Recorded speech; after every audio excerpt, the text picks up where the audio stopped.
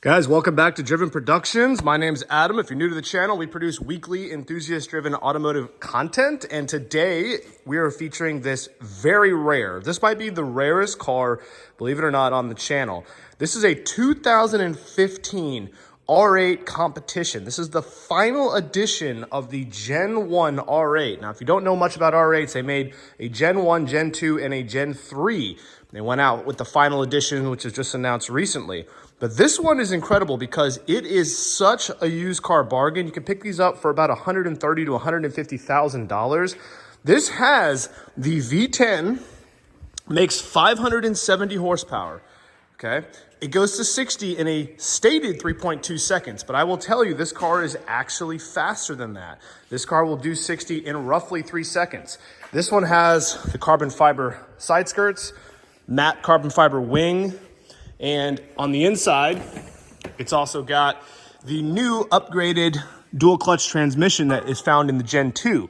I think it's called the DL800. So this is like the new version of that. You can also see on the inside here, you've got matte carbon fiber.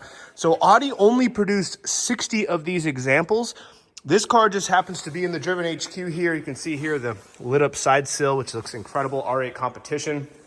So Audi only made 60 of these for the entire world.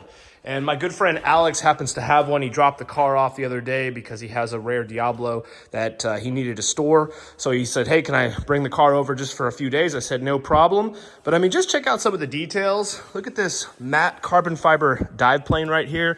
Very, very sexy. You also have some matte carbon fiber here down below. This is the original grille. You can also see here, this comes with some very cool carbon ceramic brakes. And this is also a really interesting color. It's not quite orange, it's not quite red. It's just one of the things that came with this particular car. Love the blacked out wheels. Really, really good looking car. I'm such a fan of the R8s. They have a little bit more headroom on the inside versus the Huracan or the Huracan, depending on how you like to pronounce it.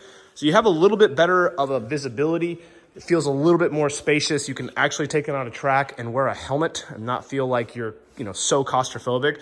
Overall, these are really, really reliable engines. Guys, twin turbo these. We actually have featured a Gen 2 with a boost logic kit on the channel. I'll put a link to it right now. So if you're interested to see what these things do when they're twin turboed, that particular vehicle had over 1,000 wheel horsepower. Absolutely insane. I've never had a vehicle hit that hard in a straight line with these all-wheel drive. But I'm going to go ahead and turn this thing on, give you a cold start. We're going to drive it back over to Alex's house real quick. And I'm going to give you just a little bit of a, experience of what it's like. If you're interested in buying one of these, I mean, if you can find one, this one's low miles, great condition. I mean, I don't really see how you're going to lose money on it. This is such a cool piece of history. It should be noted, guys, getting in and out of this car is very, very easy. It is not the most difficult car to get out of. All right, guys, to start the vehicle, this is actually the key. And it's interesting, they don't have, like the new ones, they have obviously the, so we're gonna go ahead and turn it on. Put your foot on the brake. And that is a cold start. This vehicle has not been on in probably a good 4 or 5 days. And yeah. You can see here, there's a sport button, neutral, reverse, plus and minus. If you want to put it in manual mode, obviously all the way to the left is automatic. But, this also has an upgraded Pioneer audio system. God, it sounds so good. That V10 is just absolutely perfect. I love the engine. This car, I mean, other than the cool looks, mid-engine, etc., but it's all about that V10, that mid-engine. Such a cool piece of gear. Now, if you want to put it in reverse, it's very simple. It's to the right and down, and then from there it rolls real nice, which is great.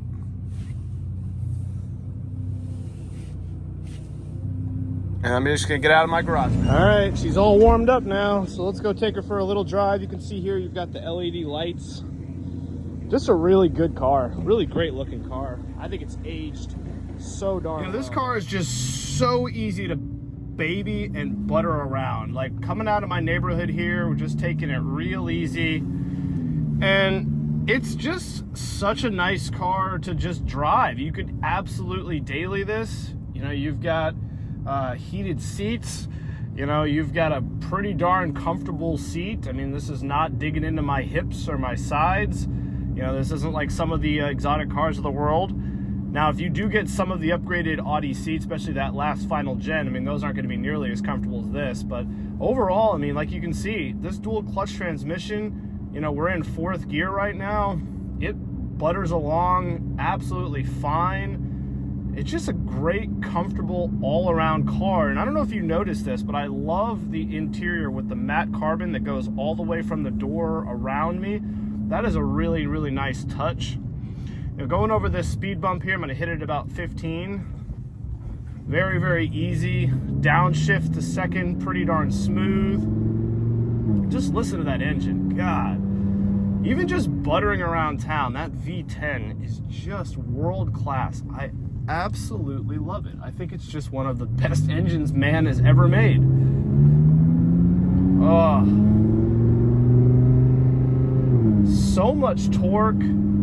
I mean, just literally giving it maybe 10-15% throttle, you have all the power you need. I mean, this car has 570 horsepower, and that could very well be underrated, frankly. I mean, it redlines at 8,800 RPMs. I mean, good Lord.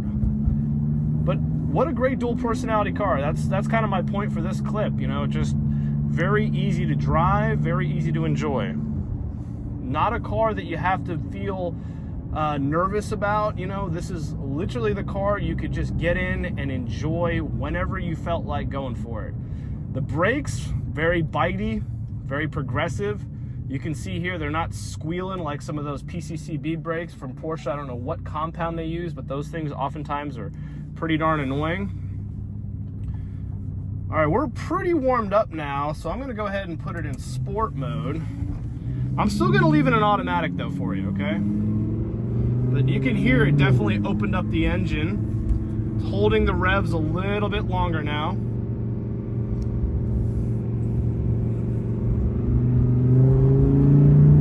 Oh God, this engine, it just feels so damn good, guys. I love it. Let's give it some gas.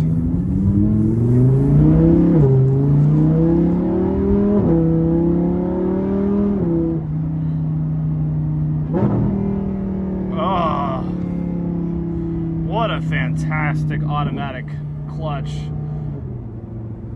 Look at this, just wonderful. Oh, what a great car, guys. I mean, the steering is telepathic. It feels absolutely world class. Absolutely love it.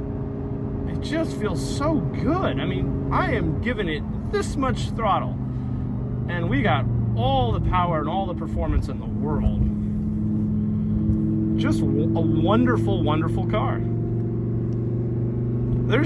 I have zero downsides of these R8s. Like, they're pretty much the all-around do-all car. They're the only car that's close in my mind, or even exceeds it, is the Porsche Turbo.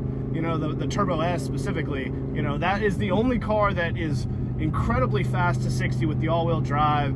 You know, and it's just a great, comfortable do-all car, similar to the R8. But you know, the R8's mid-engine. It's a little bit more exotic. I mean, it's quite a bit more exotic, I would say, than the Turbo S, which is pretty common. You see them all the time. You know, in the end of the day, like, this is gonna beat it on a track or keep up with it. You know, now you take the R8 comp and you put it against a Turbo S from the same year, I think the R8's gonna walk it. I really do. You know, it has just a little bit more mid-engine performance that you can extract from it than that Porsche is able to do, but God, those downshifts are so good, so violent.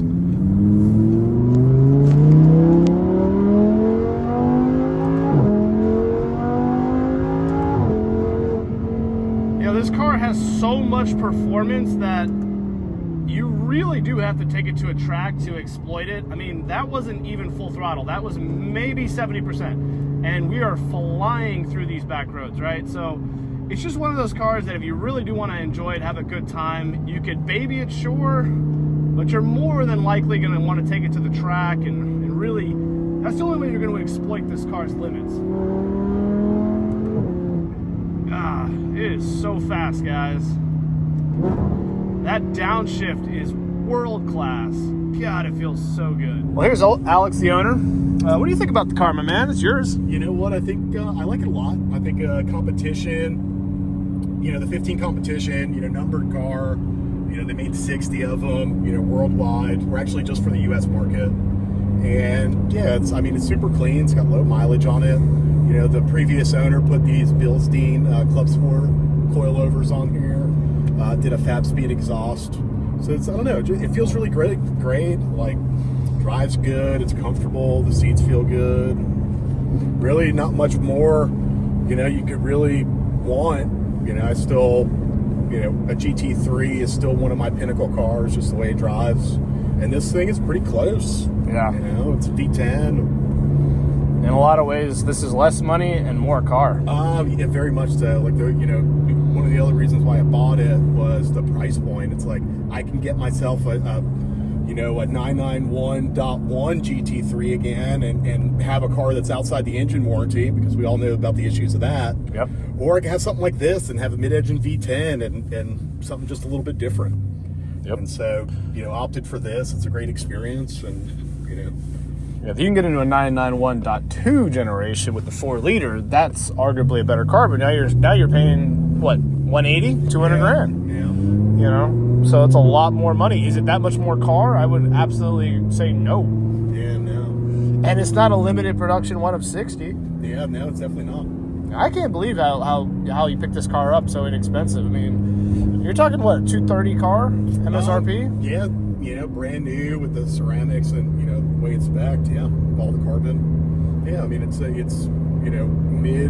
like 230s, 230 something. That's what the MSRP was. Close to it. I don't see it ever going lower than 130. You know what? Me either. Like, I think the market this year on R8s has significantly dropped, like, values, right? Right. And I almost feel like it's just at the bottom. Man, it's just like a lot of car for the money. It really is. And especially if you were to find like a, I don't know, maybe even like a 2012 with the gated, V10, right, with the carbon and the ceramics. Like, dude, that's a find. Yep. Such a great car. I agree. Oh, man, dude, how many of those gated do they make?